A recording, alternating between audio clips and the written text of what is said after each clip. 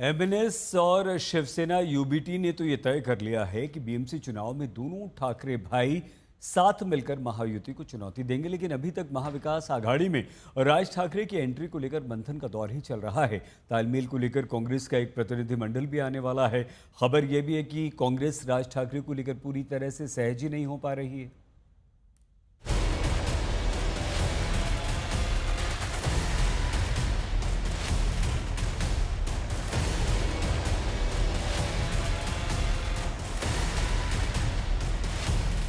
राज ठाकरे और उद्धव ठाकरे करीब 20 साल तक एक दूसरे से नहीं मिले, लेकिन जब मिले तो 3 महीने में 6 बार एक दूसरे से मुलाकात कर चुके हैं।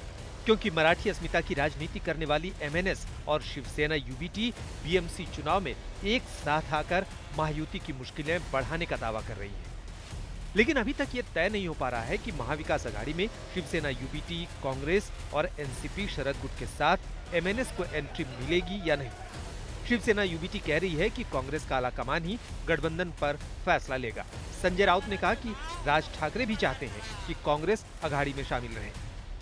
नाही, त्यांचं म्हणणं बरोबर आहे आणि दिल्लीमध्ये आम्ही चर्चा करत आहोत किंवा आमची चर्चा झाली आहे।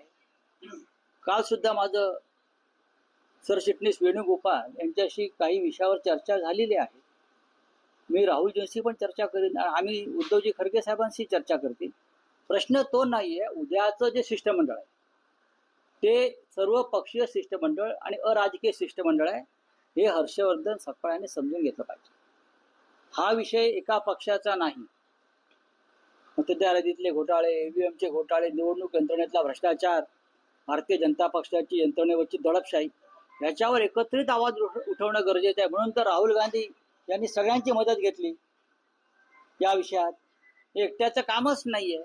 उद्या आम्ही सर्व पक्ष महाराष्ट्र राज्याचे मुख्य निवडणूक अधिकारी चोकलिंगम यांना भेटत आहोत, एक निवेदन देत आहोत, त्यांच्याशी चर्चा करत आहोत। इससे पहले 12 अक्टूबर को भी लगातार दूसरे रविवार को राज ठाकरे अपनी मां के साथ चचेरे भाई उद्धव ठाकरे के घर मातोश्री पहुंचे थे। दोनों भाई 90 दिन में 6 बार सियासी हालात और गठबंधन पर चर्चा कर चुके हैं। दोनों भाई ये साफ कर चुके हैं कि बीएमसी समेत पूरे महाराष्ट्र में निकाय चुनाव में साथ मिलकर बीजेपी का विजय रथ रोकने की कोशिश करेंगे। देश की सबसे बड़ी महानगरपालिका बीएमसी चुनाव में 30% सीटों पर एमएनएस का प्रभाव है। वर्ली, दादर, माहिम, घाटकोपर, विक्रोली और मलाड जैसे मराठी बहुल क्षेत्रों में एमएनएस का मजबूत वोट बैंक है। इन इलाकों में एमएनएस को कई बार एमवीए उम्मीदवारों के वोटों के बराबर या उससे ज्यादा वोट मिले, यानी एमएनएस 1, 2, 3 वार्डों को सीधे प्रभावित कर सकती है। लेकिन ये सच है कि दोनों भाइयों के साथ आने के बाद मराठी वोट बड़ी संख्या में एक साथ आ सकता है, जिससे महायुति की टेंशन बढ़ सकती है। वहीं संजय राउत ने नेहरू और पटेल का जिक्र करते हुए संघ और बीजेपी पर जोरदार प्रहार किया।